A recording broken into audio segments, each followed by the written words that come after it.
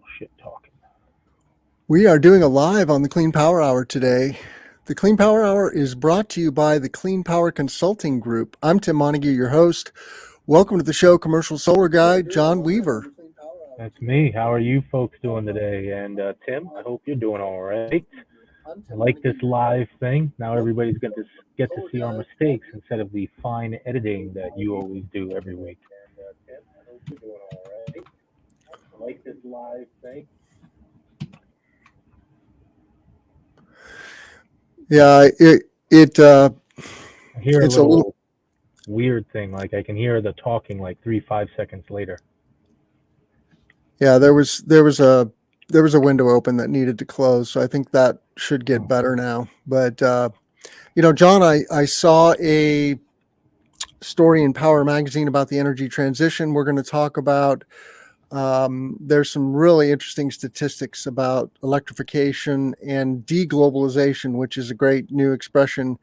Um, but we're in the midst of a major snowstorm here in the Midwest, which is refreshing for me. We have over 10 inches of snow on the ground. I'm going to get to do some skiing and snowshoeing in the next couple of days. I'm excited for that. I'm one of those weird people that likes snow.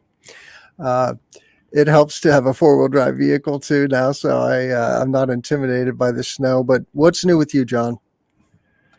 Um, so I don't know if I've told you, but I hit something on the highway with my Model Y back at the end of December, and it damaged everything on the lower right side, from the front tire all the way back. It's just like a piece of metal or something was on the interstate, and Tesla and my insurance company came together, and they decided that they were going to total the car. And so I'm sad. Right now I'm driving just a rental, but very sad that I don't have my Tesla anymore. However, I'm considering other cars, and the reason is since I bought my car, other high quality 300-mile range um, electric cars have come out, and two of them are plus or minus the same car. One's a Hyundai, one's a Kia. It's the Kia EV6 versus the Hyundai um, Ioniq 5. And those cars cost about 20 grand less than the Tesla with all the extra features that the full self-driving, etc. And they're eligible for $10,000 in tax credits. And so I'm considering when I get this payback from the car company, from the insurance company, of putting my cash toward a non-Tesla EV, and the numbers are just quite compelling. Instead of getting a $40,000 loan, Tim, I will end up getting a $10,000 loan, Yeah, and a $20,000 loan with $10,000 in tax credits, and that for me is a huge difference. Um, cuts your car payment in half, and you have a less expensive car in case it gets damaged and other things. And so you might hear about me talking about, you will hear about me talking about other electric vehicles, and one of them just might be made by either Kia or Hyundai. So yeah, I I'll really let you know. like the designs that Hyundai. I mean, Hyundai, Kia, same company, right? Yeah. They're two brands, and I really like the styling on those cars. I have to say, the only concern I have is what's it like? Is the supercharger network equivalent for non-Teslas robust? And I know they're going to open it up. I don't think that's happened yet, and it's on Elon time, right? Just like full self driving. Have you checked out the tech on in terms of the assisted driving technology? Is it robust? The assisted driving stuff, I'm sure. I mean, I don't know. I haven't really delved into the depth of the assisted driving pieces. I know Yeah. that, cruise control can be managed. It may or may not do lane keep, but it might. And those are the only two things that are real anyway on the Tesla auto drive. There is no full self driving yet. It is pretty solid moving around a little, but I wasn't given the beta by the time I was no longer in a Tesla. I was still on the wait list. And so I don't know deeply how the full self driving would have been compared to what's in this car. And so So I can't give you that hard data. The one piece that I do agree with you that I have worry about, and it is very explicitly, um, that what about the charging infrastructure? Because I care significantly about the charging infrastructure away from my home because I drive a lot. I travel the family, and being able to plug in almost everywhere with a Tesla on the highways makes it very easy. And so that's something I enjoy. And so that's the one piece that I really have to research hard before I finalize this decision, in my opinion, is figuring out the charging infrastructure. At home, I'm fine. There's level twos around. This car will have level two. The question is if, is Electrify America going to catch up? And others, are they going to catch up with the Tesla Yeah. infrastructure?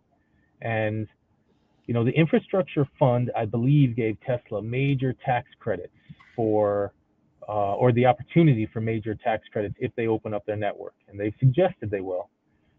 And so if Tesla opens their network, then we don't have an issue anymore. So that's, I just got to figure that out and work through it and see how that's going to happen. And so I'm open to do it. I'm open to pushing it and seeing if it's viable. But we'll see. I just have to keep researching it. I wish Richard Branson would go after EV charging, because he would do it right, and he would do it in a way that made it compelling and interesting and fun.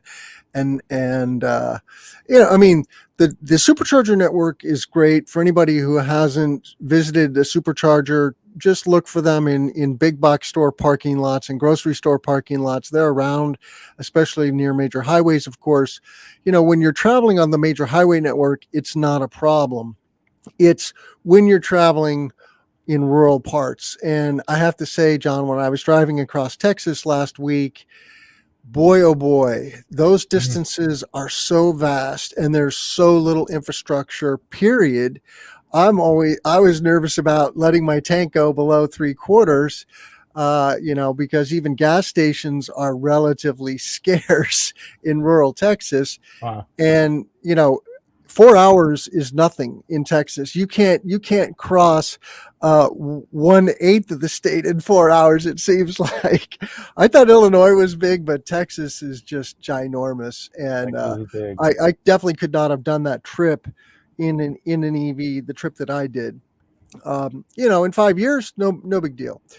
So all you entrepreneurs out there looking for an opportunity, EV charging stations is a huge opportunity, and it's time to go, right? Because the tipping point is coming, say 2025 to 2030, where EVs are going to be more affordable across the board than internal combustion engines, and it's a cliff that the ICE engine falls off, and EVs are just going to go through the roof.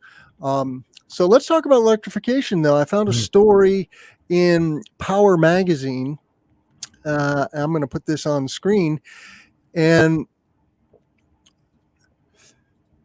a story by Ian Palmer, who is a petroleum engineer, but the title is "The Energy Transition Will Require Staggering Growth in Electrification and Enabling Technologies."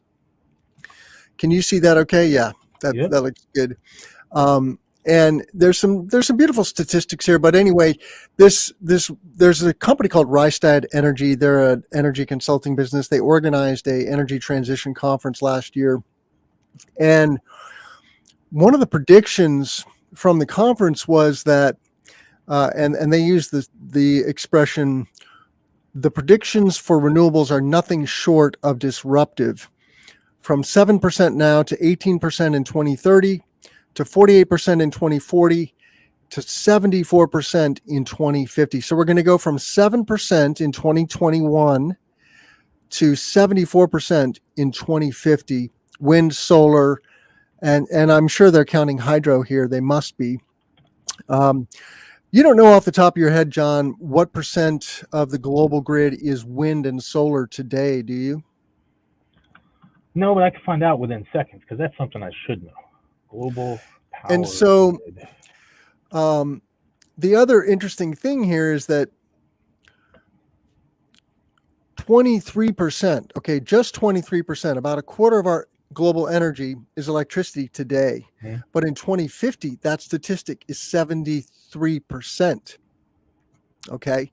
Yep. So it's going to completely flip flop where electricity is a minority and now it's going to be a super majority of the energy that we're utilizing. And that's because of the electrification of transportation largely. We're going to triple the grid, perhaps, right? We're going to consume a lot more electricity.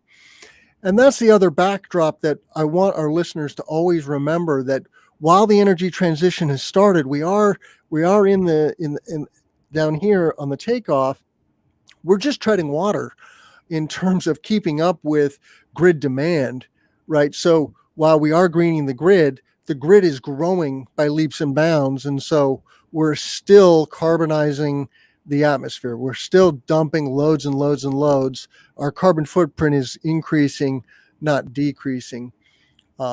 So anyway, I thought that was interesting. And then they go on to talk about carbon capture and storage, batteries and hydrogen. And I'll leave it with, well, batteries are going to be a huge, huge opportunity. They are predicting a massive takeoff in 2025, which really resonates. And um, and that carbon capture and storage might become as big an industry as oil and gas are today. So um, I, Mm. I have very mixed feelings about carbon capture and storage, of course. I'm all for direct air capture. I'm not for, you know, making it a way to extend the fossil fuel industry, so to speak, which is what the oil majors want to create more runway for themselves, because they're no dummies. They see these trends happening, John. They know that electrification is happening. I mean, well, first off, I found the number. So roughly 6% and a little bit bigger is wind, and about 3% is solar of global electricity. And that number, of course, is growing greatly. Well, at least the capacity is growing. It's staying about even with total use, as you said, because we are growing the grid while Okay. also growing wind and solar. But So their 6% seven wind, percent stat 3%. was wind and solar. That's 6 plus 3, 9%. 9%. Yeah, Yep, wind and solar. So because there's your stat. hydro's got to be what, 10 to 20% globally, huh? 15, 15 and a Okay. half. Yeah. Nuclear is at 10. So Yeah. it's probably this year, maybe next year, but probably this year that wind and solar pass nuclear power, and then another 5 to 10 years before we catch hydro. Yeah. So let's go to the story about batteries in Canary Media. Um, while I'm getting this up, what caught your eye about this? Everybody keeps saying lithium ion can't beat 4 hours because it's so expensive. And that's all that we've seen lithium ion at. And since we've only seen lithium ion at 4%, then that must mean, or at 4 hours, and that must mean that's all it can do. Well, I've never liked that argument. And this is the first long term storage procurement bid I've seen. And lithium ion won. And lithium ion beat everybody else. And it took all of the bill, all of everything. And it beat the hydro, it beat the long-term energy storage, it beat everything. And there were bids from other groups, but lithium ion won. And I think everybody better it's all. I like ESS, the long-term energy storage. I love Form Energy. These concepts are great. Uh, but as of yet, I haven't seen them be successful from a business standpoint. And so far, they're not buying in massive volumes. But I'll tell you, lithium ion, it's getting manufactured in volumes that are goofy, and because of cars. And the price is falling because of that, and the technology is advancing, and the form factors are getting better, and that's how you get growth, and that's how you get evolution of this hardware, is by doing it. And because we're doing so much lithium ion via cars, the energy storage portion of it that you and I look at as being end all be all, it's going to grow. And from some of the stats I've seen, lithium ion might end up being 90% putting in cars. and only 10% will go to the grid. And that really speaks of something else. The power, hypothetically, that transportation could have on the power grid. If there are 9 times more batteries in cars than connected to the grid, and we think that cars are parked 90% of the time, then we have a massive resource that's going to be plugged in. And a lot of people are going to be like, yeah, use my car, save me some money, back up my house, manage my business's demand charges, um, charge my employees, plug my employee cars in at the business during the day, but I'll tell my employees if they want free electricity, they got to let me use their cars to keep business electricity down. Uh, Buy my business van and keep that van plugged in from 5 p.m. to 9 p.m. during the peak electricity demand periods. These different things are going to happen. We're going to see business plans evolve. Uh, the removable battery might become a big thing if that battery is being used for the grid and people are worried about it. And with I our don't know what you new mean, removable battery. oh, so I think there's a company called Neo or Nia. They're Oh, Chinese. battery swapping in EVs. Battery Yeah. swapping. Yes, yes, yes, yes. So battery swapping might become a hotter thing if we start to worry more so about uh, how we're using our cars on the grid. And if we do get to that point and we start using massive numbers of cars on the grid, Yeah. then this is coming. And watching lithium ion beat long duration was cool. Now here's a caveat. This is super early for long duration batteries. Super early. I mean, they've got like 2 or 3 pilot projects out there, 3 or 4. And so I don't want to say that this means lithium ion beats long duration, because no, it doesn't. Long duration suggests it can get down to $5 to $10 per kilowatt hour. Lithium ion still in the $100, $150. Maybe by the middle end of the decade, we'll be well under $100. But right now, lithium ion has won, and the results are what matter in bid number one. And so that's just kind of cool to see. And I'm very confident that California is going to meet its capacity requirements of 11.5 gigawatts. This past week, they announced massive volumes of solar, 6.4 gigawatt hours, 1.5 gigs. So they're beyond 10% already procured, not installed, but procured. And we're going to see some long duration lithium ion in the California 11.5 gigawatt capacity auctions. And these are things that have to be online by December 31st, 2025, when the nuclear power plant shuts down there.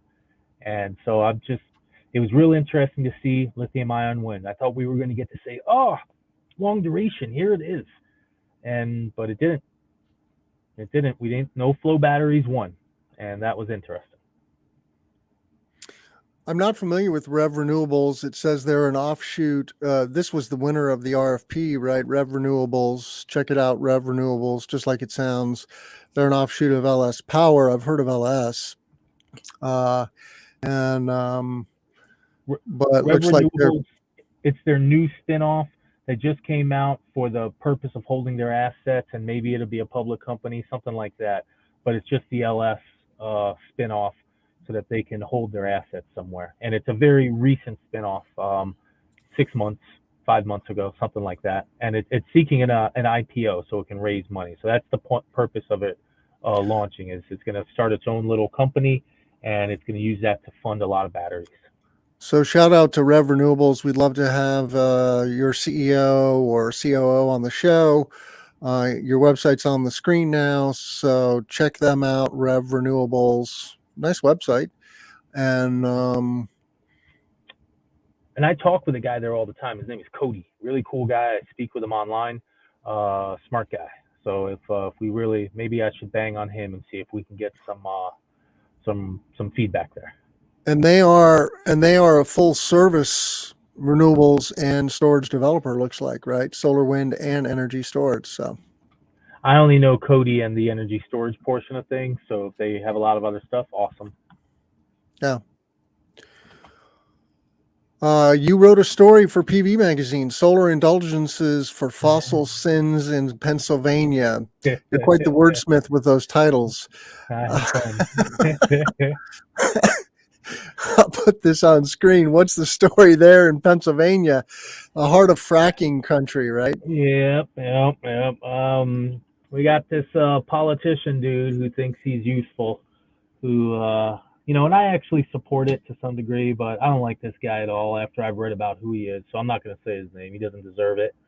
But this politician dude believes that it's appropriate for the state to sell its renewable energy credits certificates, its SRECs, to third parties in order to fund capping of oil and gas wells. Hundreds of thousands, 200,000 estimated to be just left there being Well, tell our listeners why that's important, why that's an important problem, capping old ah, wells or new so wells. old wells leak methane and they leak oil and they leak methane into the atmosphere, and methane is a 10,000x times CO2 in terms of heat capturing as a greenhouse gas. And if 10,000? we 10,000x, here I'll double check it.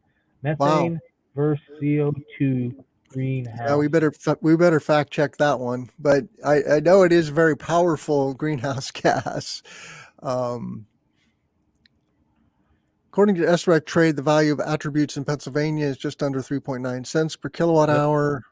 So that's the like the we call that the open market, right? Yeah. Just so our listeners understand, there's these SREC, solar renewable energy credits or renewable energy credits, are a way to incentivize development of solar and wind and storage, but a lot of solar in various markets, like here in Illinois. For residential, the new RECs that were announced in CEJA, the new energy legislation that we have, are in the $80 per megawatt hour range. So they're very generous. Um, and, so they really can make a big difference. And, in theory, there might need to be an incentive to cap these old wells, I guess. But in your mind, John, how does that problem get solved? Well, in the infrastructure fund, Biden has put out millions of dollars for capping old oil and gas. But the reality is that the oil and gas guys own the public utility commissions on a state by state basis. And there's no responsibility for these companies. And all these companies have to do is file bankruptcy. And the way they structure their business structures, it's real easy for a well to have no owner. And it's all across the nation. I read about the Dakotas, hundreds of thousands of wells just abandoned. Texas, 100-year-old wells abandoned. Some wells started recently just spurting brine into the air, 100 feet in the air in West Texas, and nobody knows why, and nobody can stop it immediately. And what occurred is that the Texans said, "Oh, it's a safety issue, and we're now not allowing any filming within like 10,000 feet of it." And it's like, wow, Texas really loves to protect its oil people because they know that the consequences are coming and they don't want to deal with them. And how do we fix the problem? We need federal legislation. And whoever made any money off of it needs to be legally liable for it, irrelevant of whether they created a fake LLC that they then burnt when they transferred the assets out.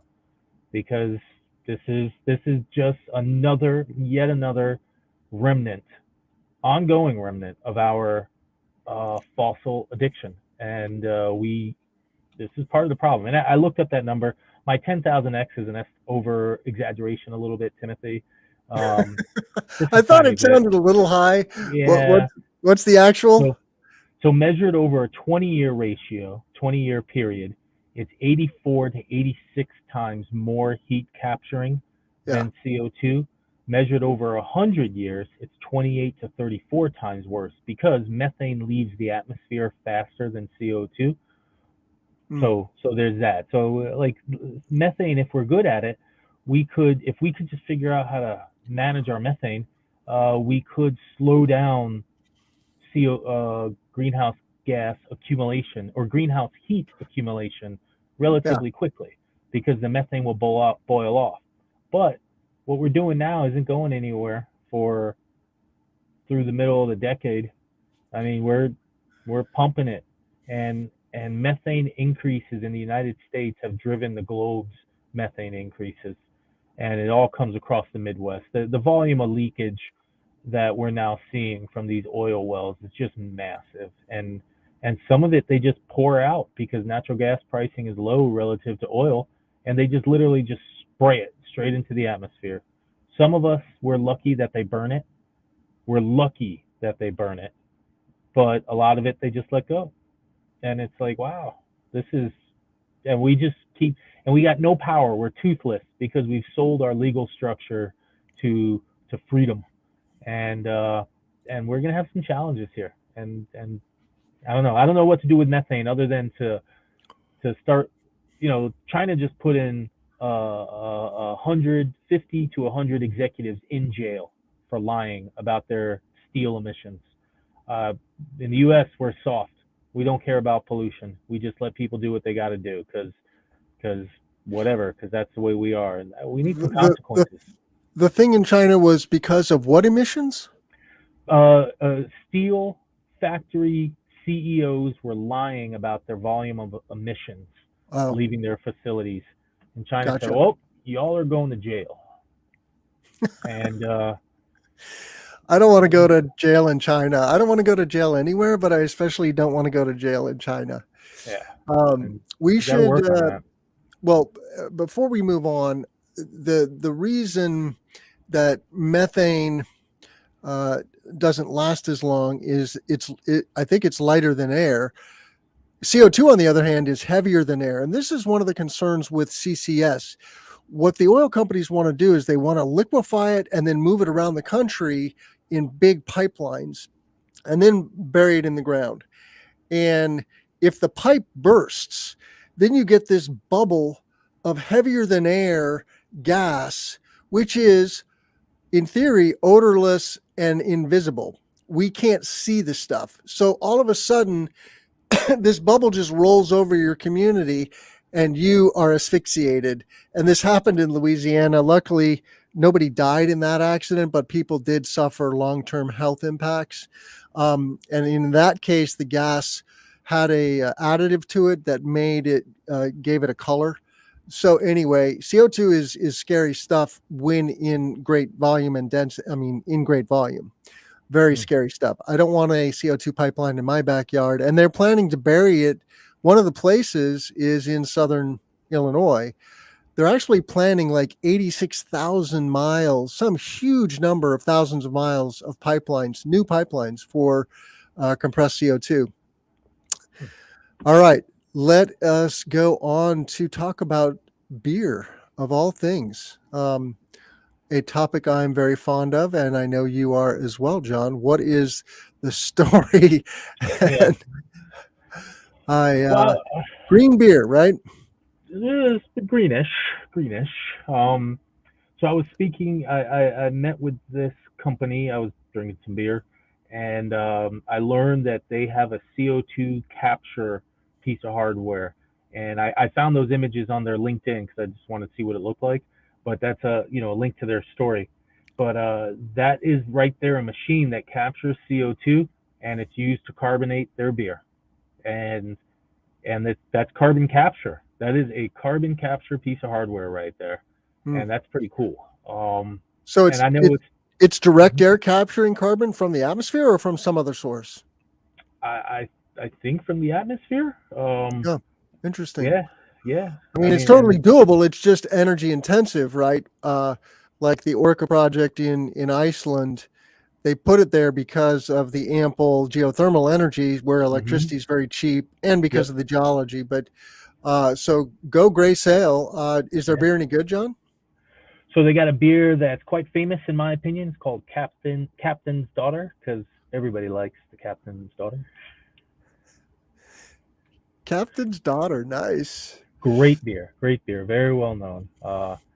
So So it's a good product. I like their beer. It's a good long drive for me. It's westerly Rhode Island, so it's literally on the opposite side of the state, and it's way away from the highway. But just a nice place to cruise to and relax. And if you're looking for a wonderful, beautiful drive along the Rhode Island coast, it's nice. It's a nice place. They're also capturing waste CO2 from the brewing process. So um, they're claiming worth 1,500 trees worth of carbon capture per year. Very interesting. I like it. I like it. What else do we have on the docket this morning? Oh, come on, all kinds of stuff. Can we talk about space? I want to talk about space, Timothy. Dude, not only can we talk about space, but we finally have some footage to show about space, which I can put on screen. I made a pilgrimage last week, and let's see if this works. Can you see the drone footage? I can see it. Oh man, check that out. Yep. Moving a So little slow, but it's great. Look at that. I That's went to so Boca cool, Chica dude. in far southwest Texas, Hmm. and it's right on the ocean. I can see why there's some controversy. You know, there is this wildlife preserve there, but it's a big public beach. You can actually drive your vehicle on the beach. It's a big, long beach. I didn't drive my vehicle on the beach, but I took a long walk. It's a ginormous marsh, so there's lots of seabirds, but you can see how small the Starship is relative to Mechazilla. That's what they call the big tower there with the chopsticks that's going to catch the rocket. And if we get another shot of the booster, the booster is really big as well. The booster is quite a bit taller than Starship itself. I was hoping that I might witness a test firing of the booster, but no such luck. They were working on Mechazilla, which I think is a wonderful name. But yeah, you can see how small pickup trucks look down Yep. there, and there's the booster with the grid fins that it's going to be caught by, which is pretty radical. And yeah, wonderful trip to southern Texas. Crazy amount of time behind the wheel. I also went to Tesla in Houston. No, sorry, in Austin. Nice. And if a little later in the broadcast, I'll show a photo of my visit to the factory there, which is, completely under roof now. They're still doing some roof work, and it's not quite as clean a roof as I thought it would be, but clearly they're planning to solarize that roof and build a Well, they big. got panels up there already. They got Solar Edge, Longi, and Unirac. I didn't see any solar panels. They're up there. I covered it already. They're definitely Well, up there. the drone doesn't lie, bro. Well, I'm going to say your drone missed it because the panels might still be in a pallet, and they might not be deployed. Yeah, there might have been without a doubt. pallets. There might have been pallets of panels. There were definitely pallets of stuff. I couldn't tell what that stuff was. It was covered up. Someone else ran a drone up there, and we could see. And I wrote an article on PV Magazine, and you can actually see the specs. Well, you can't see the module size or the number, but you can see that's Longi panels.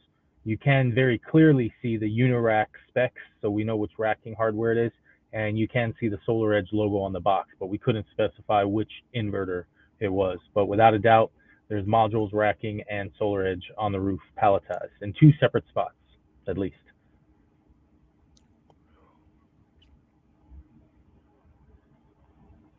I can throw an article on the document if you want to see them. I'm looking through my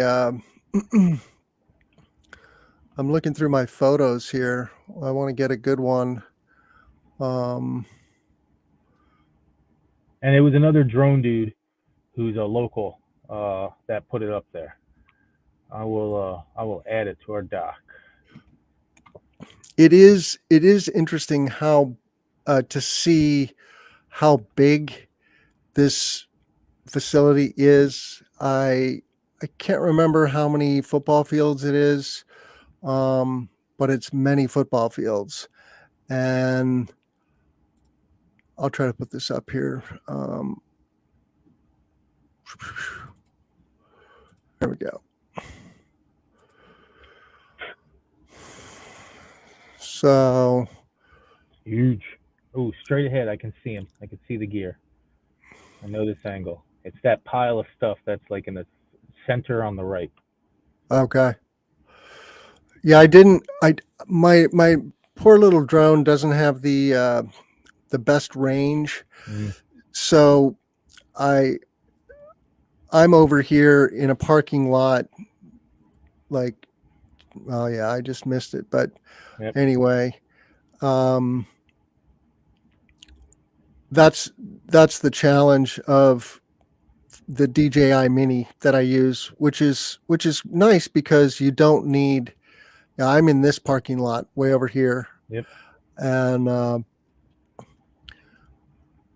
so anyway, good trip to Austin. Shout out to Stan Pipkin. Got to visit with him from Lighthouse Solar, and he's an OG in the CNI solar space in Texas. You know, they don't have good incentives for rooftop solar in Texas. Texas is a huge market, but it's mostly utility and utility solar, and now utility batteries. Huge amount of batteries coming into ERCOT. All right, let's go on to some other industry news. John, what do you want to talk about? Well, we can go back to my robots. So there's a company run by NASA dude who wants to set up a robotic space station in a Lagrange point, which is it's it's um it's a point in space where the gravity between the Earth and the Moon kind of balances out, and an item can kind of float there instead of being pulled toward one of the surfaces, and so it saves a lot of fuel. And And then it it stays in the same orbit as the moon, presumably. maybe like for instance, the last thing that I read about going into one of these points was the James Webb telescope, and technically that telescope isn't orbiting the Earth or the Moon. It's orbiting the Sun in a location that's a Lagrange point, but it's orbiting the Sun. So it has this energy, and it's got this position where it's balanced out from the Moon and the Earth, but instead it's spinning around the Sun, and it sits behind the Earth and like behind us, trailing us. And so I don't know exactly where this particular one will be, but I do, whether it's going to be circling the Earth, the Moon, but I don't think it's going to be orbiting either. I think it just floats. It's a spot where it floats, and that's how it balances out. Um, and that's pretty cool. But so, what are they going to do with these satellites? Well, for this one, it's their robots, and so one of the things that they're going to use it for is servicing other satellites. And they think Hmm. that if you have robots out there, they can refuel things. Maybe they can fix stuff. Like for instance, I heard that the James Webb telescope, it's probably never going to be visited by humans again, whereas the Hubble telescope was visited by the space shuttle and they fixed it. The gentleman who's running it says that getting um, getting satellites, getting vehicles, getting human beings up to these areas is very challenging, and we've never done it. Like the James Webb telescope is further away from the Earth than any human being ever has been. And so we need to service this hardware. And sometimes the only way to service it is to send a robot. Well, I mean, we haven't serviced this hardware. We just send it up there and let it go. And if it dies, it dies. But now we need to figure out how to do it. And so having this hardware up here will allow servicing. And of course, it's going to be national security. Like, for instance, we saw that another nation sent a robot into space and used that robot to then move a satellite, and that's the first time we've seen somebody do that outwardly, clearly.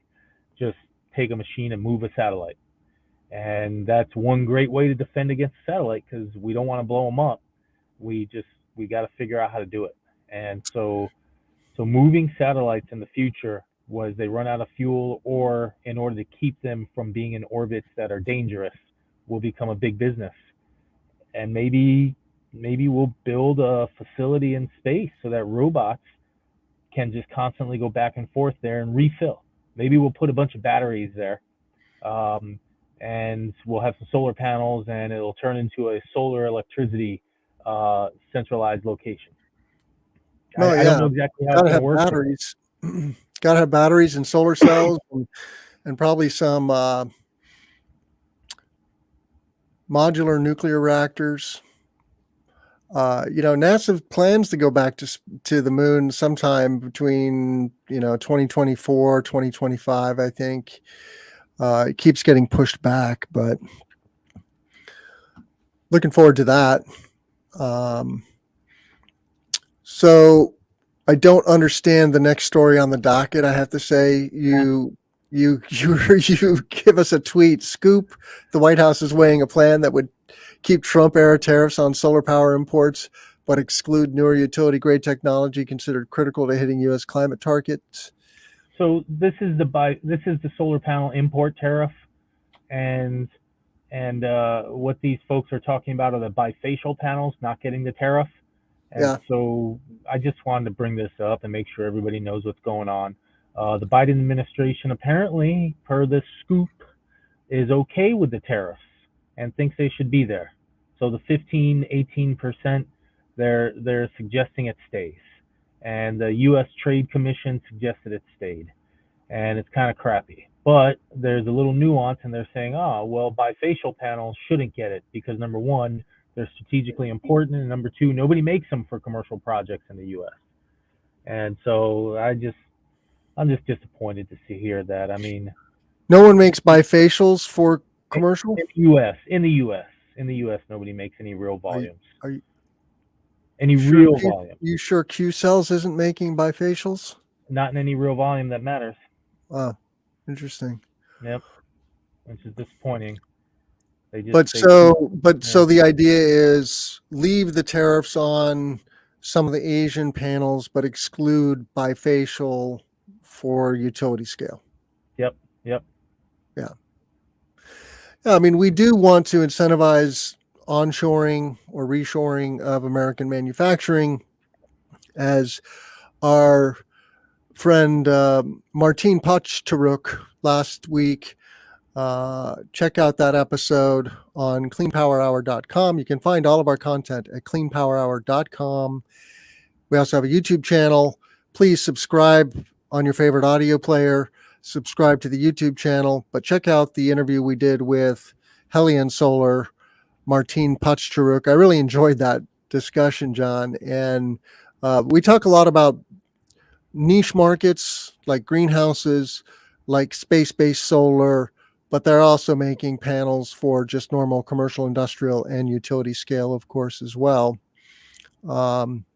Curious what Martine had little to say about the withhold and release order, for example. I wasn't sure why he thought that was a sensitive topic.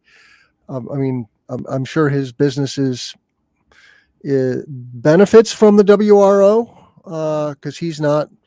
It doesn't seem like his company is invested in buying solar cells from impacted areas. I don't know. Was that your takeaway? Well, he said he has to pay import tariffs when I spoke to him, and so he is Okay. paying some import tariffs. He's trying to scale up two facilities, one in Minnesota and one in Yeah. Florida. But even those, the cells are coming from a place probably that are challenging. And the cells, solar cells, are part of the import tariffs. So he did mention that he's paying import tariffs,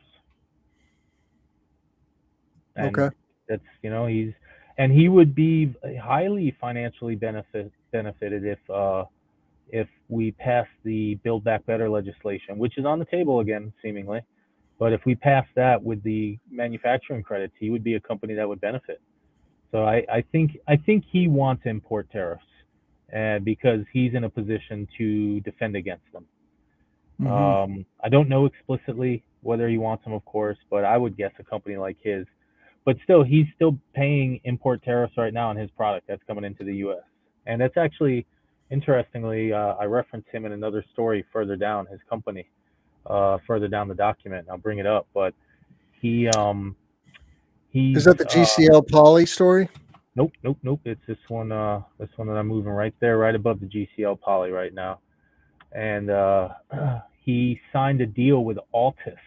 Altus is a company who does a lot of CNI, small ground mount work. They recently went public via SPAC, and he signed a deal where Altus would purchase 250 megs of modules a year, which is a lot because Helion manufactures like a gig.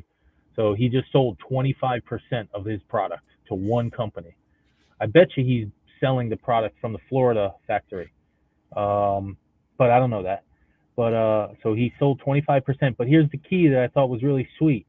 Altus has to invest in their public launch, which is like cool. First off, that means Altus has an extra 5 million bucks from their investment partners to buy some stock.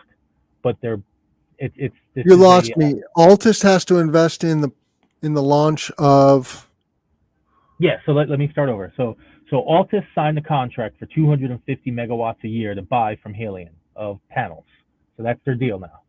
As Helion. Helion, Helion, Helion, Helion. I Helion. checked with Martine on my pre-call with him. Good, thank Um, you. but Uh, anyway, I know it's not easy, and I chided him for that too, for picking a name that nobody can say. uh, so Altus signed a deal, 250, 25% of their capacity as of right now, and as part of that deal, Altus has to buy 5 million in stock when Halion goes public, which is a launch soon. So they have to drop five Oh, they're million down. going public on the Canadian stock market. All right, that's good. Oh, so it won't be a SPAC then; it'll be something else. Well, Altus has to spend five They don't have million. SPACs in Canada? Come on. I have no idea. I have no idea. No idea. I'm guessing they do, but So cool. that's just Well, yeah, interesting. They have to I have buy to some say, stock. I really, I want to see Helion thrive. Yeah. They have a super charismatic and mission driven founder and CEO in Martin Pochtaruk. So go Helion. Yep. I hope they do all right. I Well, it hope that nobody makes me wouldn't buy be a stock. clean power hour if we didn't talk about polysilicon. Of course. Come on now. I think So John this dreams of polysilicon. sometimes, Most people dream sometimes of lollipops and sugar cane, but John Molly dreams of baby. polysilicon. You should click on the pictures. It looks so pretty in the article. All these little, I mean, the facility where you make poly is just like a giant chemical facility, bunch of Right. metal, no walls.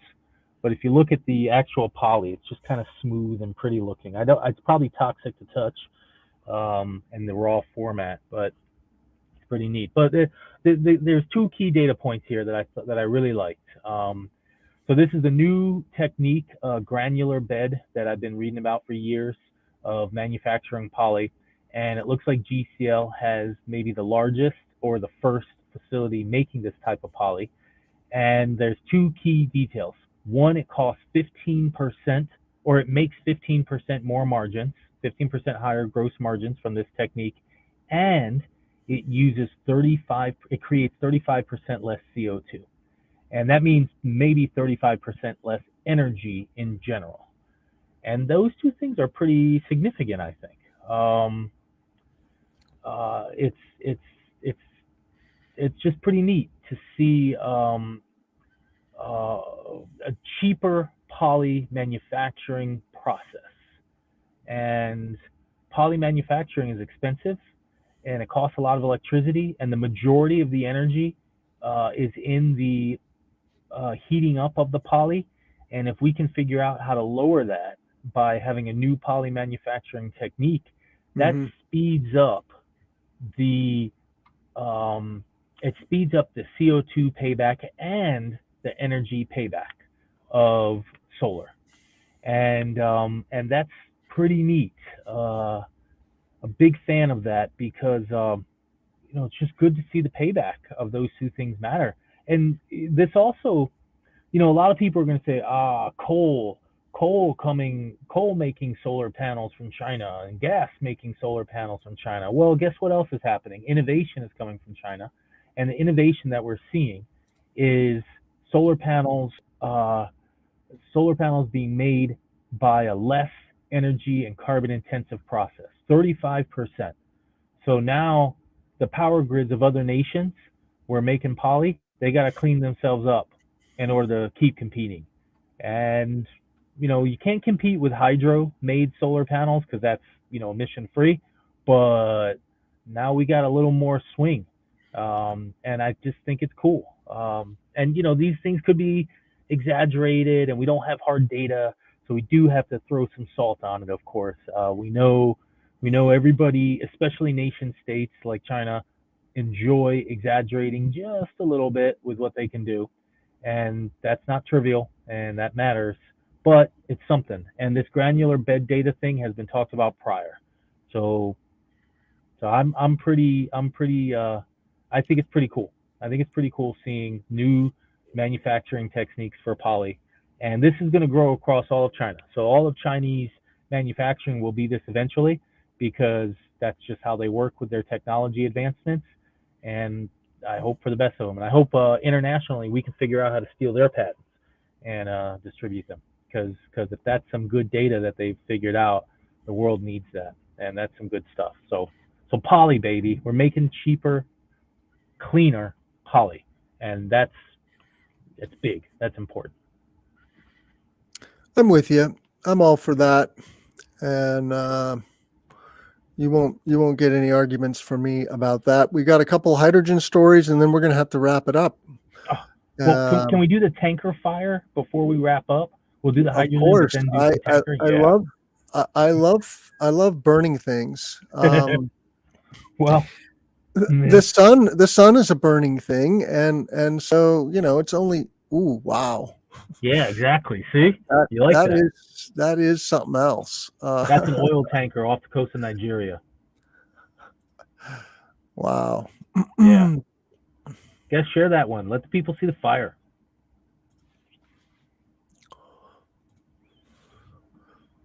Oof. Nigeria, oil tanker on fire. Um, it's a lot of black smoke, Yes, sir. and now a lot of oil in the water, probably, Yeah. Yep. unfortunately.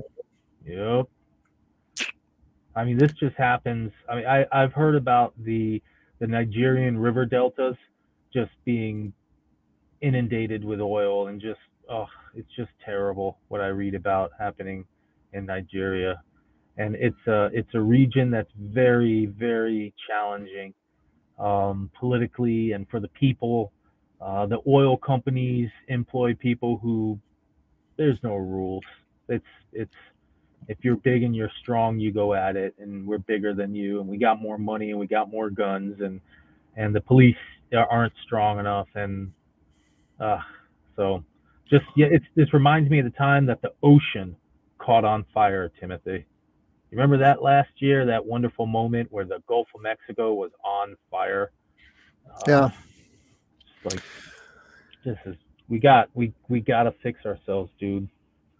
We gotta work at this. Yeah, weaning ourselves off oil is not easy. I don't I don't want to minimize that whatsoever. It is it has made the modern life possible. Oil and coal and gas, and but we realize the error of our ways, and we have the technology to make the energy transition. And speaking of the energy transition, I think hydrogen will be a good part of that. Although that article that we first talked about in Power Magazine about the energy transition, they predicted that hydrogen would be a mere 7% of the energy mix globally in 2050. So we will see. But, in theory, it's super abundant. After all, we are the water planet. Yeah, So 10 true. predictions for hydrogen in 2022? I was just focusing on one of them, and then lining up with the very next article. But the one prediction that I thought was the neatest is that chart right there. That's Hmm. an S curve. That's 4x growth of electrolyzers. Yeah. And I hear about electrolyzers, and that's the conservative number. That's 4x. The optimistic is 5x. And I hear that as electrolyzers scale, this is the solar panel of hydrogen. And as the electrolyzer scales, the output of it, the hydrogen, will fall massively in price, just like the electricity that comes out of a solar panel has been falling in price. And so that's significant. In my what I'm seeing, where China's building them now. Longji, who is the world's largest solar panel manufacturer, has stated explicitly that they're getting into electrolyzer manufacturing because they think solar powered hydrogen will become such a significant industry going forward. And Yeah. just seeing hydrogen getting built, you know, everybody talks about how inefficient it is for vehicles relative to lithium ion. Okay, cool. But for industrial purposes, there's a company that makes steel, and they say they're going to be CO2 free now by 2030 or earlier. And Yeah. they've got a factory that's making CO2 free steel right now, like existing pumping out product. And it looks no different than the other steel. Swedish Swedish. company, right? Yeah, I don't think it's Saab, but their name is Yeah. maybe Saab, but maybe it's similar. But it's Yeah. already Just happening. Google green steel, green hydrogen steel. It's a thing. The question is, how competitive is it from a cost perspective? I don't know. Um, And the company and, is and SSAB. SSAB. Yep. And then a related story about world's largest green hydrogen project with Yeah, 150 there it is. megawatt electrolyzer brought online in China. What I think is funky is this photo here. Is that a real photo? Do you think, John, of this solar array? Yeah, so that is a real solar array. I'm conscious of that plant. It's like 750 megs too, Is that a and single axis or double axis tracker? it's a weird tracker. It's agrivoltaic. It's yeah. I don't know what it is. It's probably dual access a little bit, but it might be single. But it's a huge facility, and it gets great press because the images are beautiful. I think it grows grapes underneath it. But it's like a Okay. 750 megawatt facility. I think it's owned by Jinko, and it's got smart inverters underneath it. So it's got micro inverters.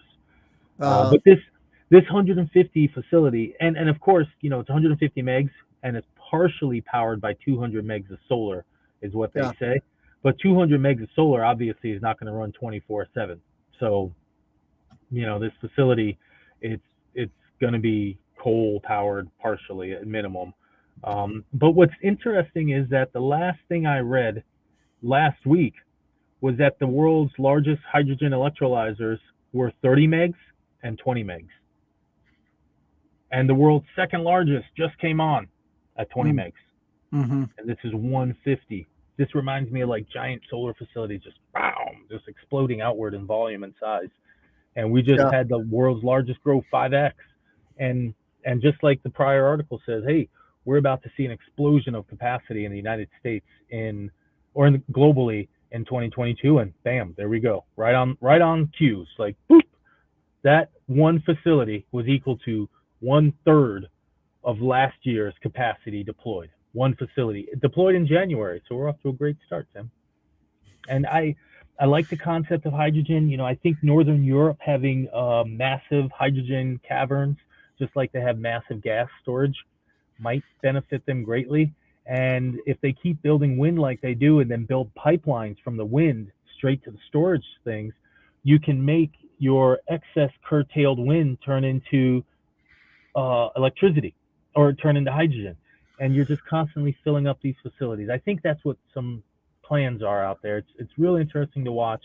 It's real big, and there's another story I was thinking about posting, and maybe I did, but it's about a wind service station that's now powered by hydrogen.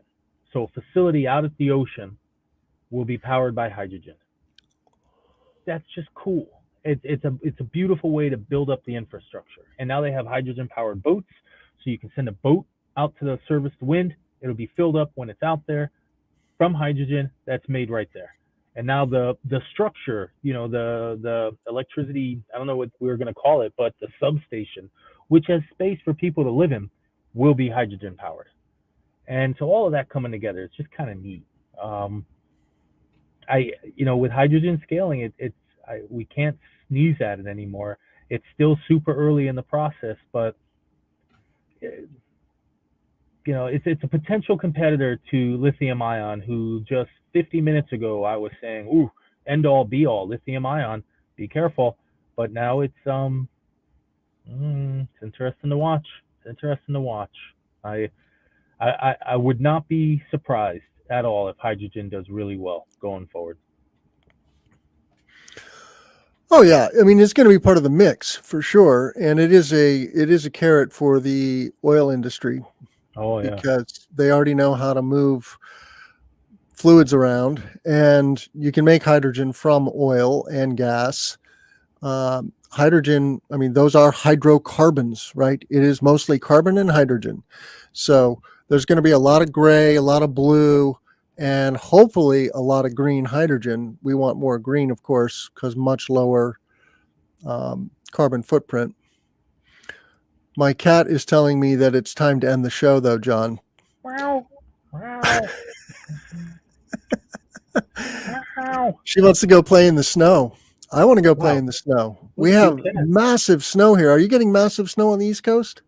So we had last weekend, we got a couple feet in Boston and up and down the coast. But this week, the snowstorm that you guys got hit, we're kind of at an angle where we're on the south side where it's just warm enough.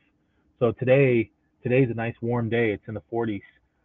Hey, there goes the cat. Hello, cat. There's and Ginger. Today's in the 40s, and I think it's gonna do great for our snow and melt it all, or not all of it, because we got some big piles. But hey, there goes Kitty. Meow meow meow. This is Ginger. Hey Ginger, how you doing? Now you're famous, Ginger.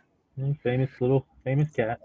So I think we're gonna be below the snow line, and the rain that's gonna hit us is gonna melt a lot of our product.